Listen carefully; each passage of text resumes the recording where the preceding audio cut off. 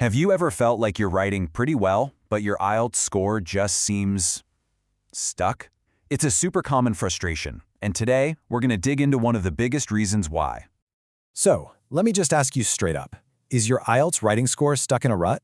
If you're even kind of nodding right now, then you are in exactly the right place. Because a lot of the time, the key to unlocking that next band score isn't just about your ideas. It's about how you say them. Okay, I want to show you a number that might just blow your mind a little. 25%. Just let that sink in for a second. A full quarter of your entire writing score. Yep, that's how much is riding on your grammar, specifically something called grammatical range and accuracy. But hey, don't panic. This is not going to be some dry, boring grammar class. We're going to break it down so you can actually use it. Welcome to the Explainer. Today we're jumping into a fantastic guide from IELTS Guilford to help you absolutely master this. So, let's think about this like climbing a mountain. The IELTS bands are the different levels you climb. And your grammar? Well, that's your climbing gear. It's what's going to get you to the top.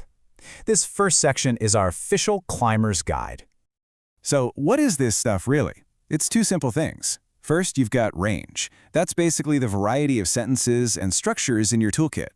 And then you've got accuracy, which, you guessed it, is how correctly you actually use all those tools. You need both to climb high. It's that simple. Okay, let's look at the first big jump, from a 5 to a 6. A Band 5 writer, they're usually stuck using a pretty limited set of tools, mostly simple sentences. The big move to get to a Band 6 is starting to use a mix of simple and complex sentences. It's all about showing the examiner you've got more than just a hammer in your toolkit. Now, the climb from a 6 to a 7 is where things get really interesting. The focus totally shifts. It's all about accuracy. See, a Band 6 writer makes mistakes, sure, but you can still understand what they mean. But to hit that Band 7, you need to start pumping out error-free sentences, like a lot of them.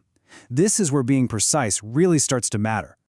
And now, for the final push to the top, Bands 8 and 9.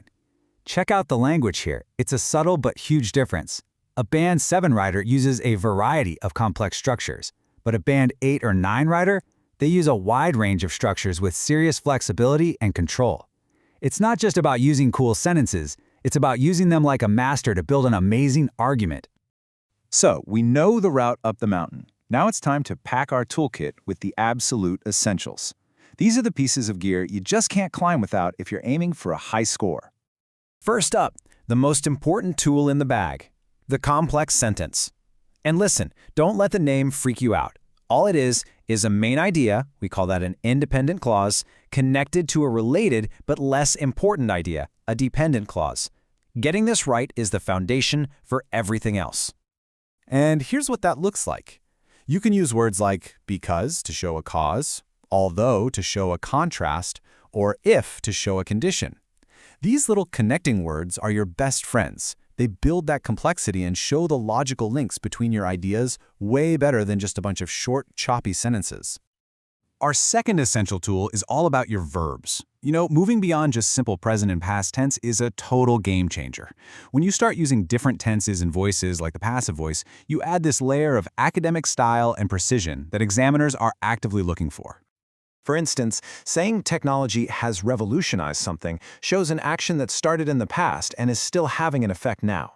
Super precise. Or using the passive voice, like consideration should be given, puts the focus on the action, not who's doing it. And modal verbs, like might, they let you show exactly how certain you are about something. It's all about control. Okay, we've got our gear packed. Now we need to know about the dangerous parts of the climb. The common grammar traps that can make your score slip and fall. Let's take a look at what to watch out for.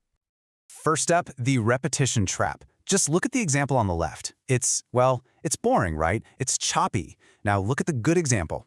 It takes those exact same ideas and weaves them into one elegant, sophisticated sentence.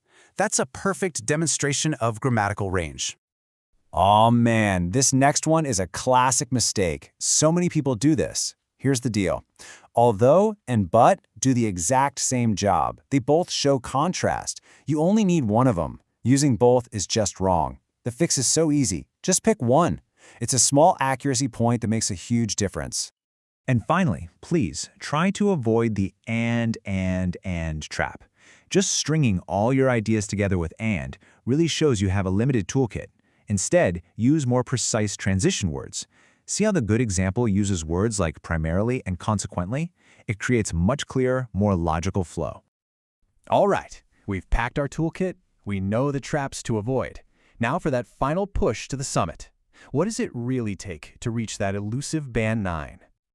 So, here's the big secret. Getting to the top isn't just about not making mistakes. It's about showing complete flexibility and control. It's about using grammar not just correctly, but strategically, using cool, advanced structures to add some real power and emphasis to your points. Take a look at this beautiful sentence.